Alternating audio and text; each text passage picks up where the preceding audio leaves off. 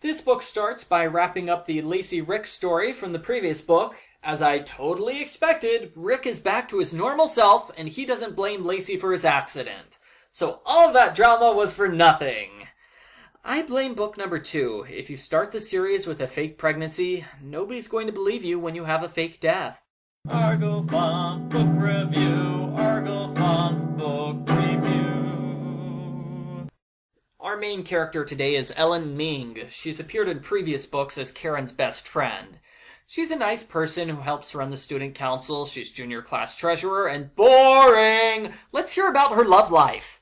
Ellen has a major crush on Kevin Hoffman, the goofy guy who was in the school play. If he so much as looks at her, she's excited for hours.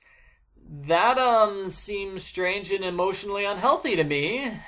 The good news is Ellen gave up on her crush months ago. The bad news is Ellen's parents have been acting strangely. They wander around the house like zombies, distant, distracted.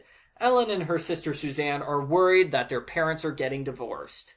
Since this is a soap opera, Brittany can't go 2 books without trying to get a boyfriend. Since Tim's out of the picture, she needs somebody else to go after. Jeremy mentions an upcoming dance at the country club, and he hopes that Chip Worthington will not be there. Brittany decides if Jeremy hates Chip, then Chip's good enough for her. Plus, he's super rich. Becoming Chip's girlfriend immediately becomes the #1 priority of Brittany's life. Please note, she's never met Chip before. She just wants to date a rich guy and stick it to Jeremy. Jeremy's a jerk.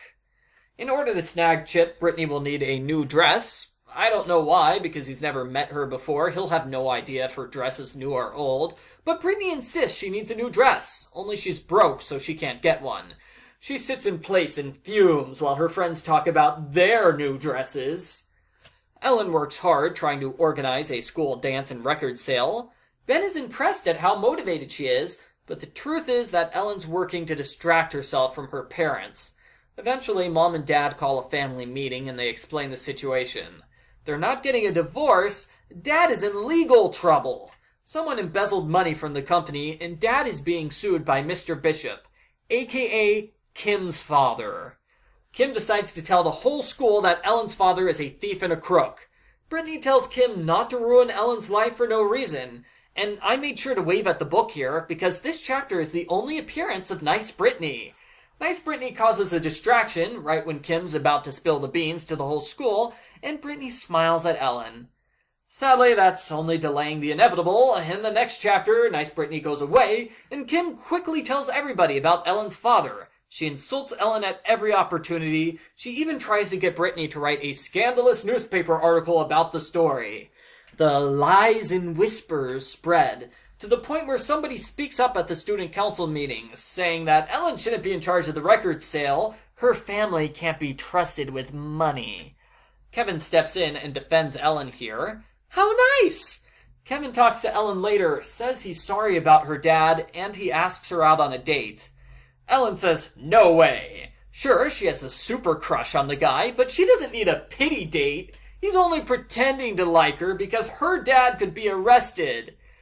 In other words, Ellen refuses to date her crush because drama. Brittany still needs a new dress, so she tries to steal her mother's credit card. She gets caught red-handed and she breaks down crying. Mom helps Brittany out by giving her an old dress from a 1920s party. Good thing Mom and Brittany are the exact same size. They are? Okay. Brittany makes a dramatic entrance at the country club dance. Chip is there with his girlfriend, Missy.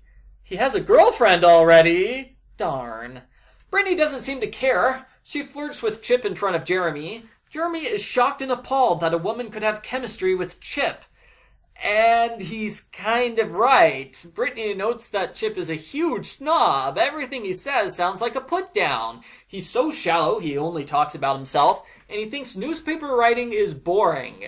Does Brittany really want to date this guy? No, she doesn't. But she already decided that she'll be his girlfriend, and I guess she's not allowed to change her mind on this issue. So Brittany uses the newspaper as an excuse to visit Chip's school. Chip's newspaper is super fancy and high-tech compared to the one at River Heights High.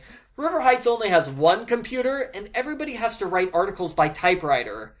Poor high schoolers from 1991. Life is hard for them. The computers are fancy, but Chip isn't. He talks about himself nonstop, and Brittany is so annoyed she wants to cheer when they're interrupted.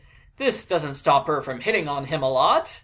Chip is just about to ask her out when his girlfriend interrupts, and Brittany grumbles in anger. The country club is having a father-daughter dance, and Kim uses this as an excuse to make more snide comments about Ellen's father.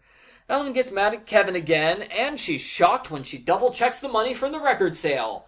Somebody stole $200! Oh no! Both Ellen and her father are being framed. Ellen asks Nikki for advice. Nikki says that the only person who can solve this mystery is Nancy Drew. Whoa!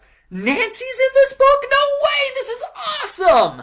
They go to Nancy's house and explain the situation. Nancy apologizes because she's going out of town tomorrow, and she's not in this book. Not outside these 3 pages, anyway. Nancy gives them generic detective advice like, keep your eyes and ears open, and then she leaves. Thanks, Nancy. You're a big help. I guess Ellen didn't really need Nancy's help anyway, because by the time she comes home, the mystery is over. The real culprit was caught and arrested, so Dad's been cleared of all charges. Everybody's nice to Ellen at school the next day, and she has a heart-to-heart talk with Kevin.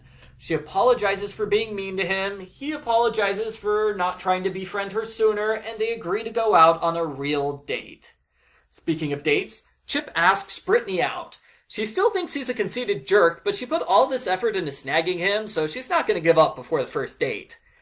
We end the book at the father-daughter dance, where Kim's father forces her to publicly apologize to Ellen. Chip's girlfriend hunts Brittany down and warns her that she doesn't belong with the country club. Brittany starts to worry Chip's going to destroy her reputation in town if she makes a mistake with him.